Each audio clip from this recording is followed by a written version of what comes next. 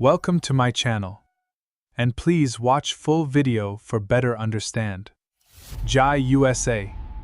Look at this map of the Strait of Malacca. It highlights the massive density of shipping lanes passing through this incredibly narrow waterway. The data charts here reveal that between 30 and 40% of all global trade and roughly a third of the world's maritime oil travel through this exact corridor every year. But as this map zooms out, you can see a historical imbalance. For decades, India focused its military and economic attention almost entirely on its northern land borders.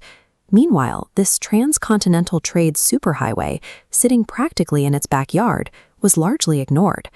Because India lacks sufficient domestic deep-sea ports to process ultra-large vessels, it relies on foreign hubs. That means India bleeds billions of dollars in transshipment revenue to other nations just to handle its own cargo. While India was looking inward, China aggressively expanded into the Indian Ocean. Beijing financed new port acquisitions across the region and established listening posts, like the one at Myanmar's Coco Islands, to track naval activity directly near Indian waters. To secure its trade routes and counter external pressure, India has to pivot. It requires a dominant, active presence on the water. The geographic linchpin of this new strategy sits right here. This map isolates Great Nicobar Island, located at the extreme southern edge of the Andaman and Nicobar archipelago. It sits a mere 40 nautical miles from the western entrance of the Malacca Strait. As you can see from this aerial shot, the island is completely undeveloped. It is heavily forested, sparsely populated, and incredibly isolated from mainland India. That isolation is about to end. The Indian government is advancing a multi-billion-dollar initiative known as the Great Nicobar Holistic Development Project. The plan targets a specific inlet called Galathea Bay for massive, rapid construction. By heavily fortifying this exact location, India is building a permanent, unsinkable outpost directly adjacent to the crossroads of world trade. The anchor is an international container transshipment terminal, aiming to capture billions currently lost to foreign hubs. The text details why Galathea Bay was chosen. Its natural 20-meter depth and steep gradient are strict geological requirements to accommodate ultra-large container vessels. By servicing these massive ships domestically, Indian companies can route their own cargo and retain the logistics revenue that currently goes to neighboring ports. It places a major Indian logistics node directly on the primary east-west shipping line, bridging the Gulf and Red Sea to the South China Sea. Owning this infrastructure gives India long-term economic independence, ensuring its trade isn't entirely reliant on foreign-controlled maritime choke points. This civilian infrastructure also provides the logistical backbone for a major military expansion. The port is engineered specifically to project power and maintain constant maritime domain awareness. The project includes a new greenfield airport with a runway long enough to host heavy naval surveillance and combat aircraft, like this P-8I Poseidon.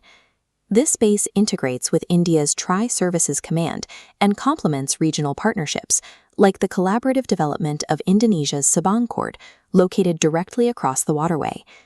Combined, these assets form a metal chain of overlapping radar coverage, aircraft patrols, and naval vessels that stretches entirely across the western entrance of the Malacca Strait. India secures the physical capability to deny adversaries access to the waterway if a conflict erupts. It becomes an active gatekeeper of the region. Executing a concrete mega-project in this specific location requires overcoming intense structural and environmental friction. Great Nicobar sits right in seismic zone 5.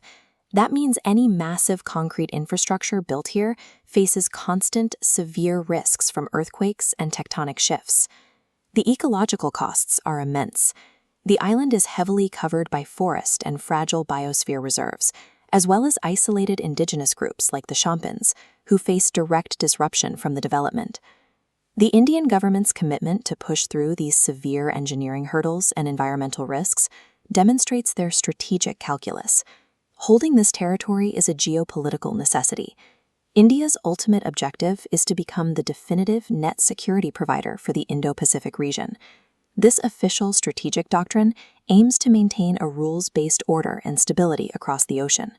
By securing the capability to monitor or throttle the Malacca Strait, India gains direct diplomatic leverage over Beijing. It creates a powerful maritime pressure point to offset any future tensions along their shared northern land borders. By fortifying this remote island, India protects its economic supply lines and cements its position as a central, stabilizing power at the crossroads of world trade. Please like, share, subscribe, and hit the bell icon for more updates. Jai USA!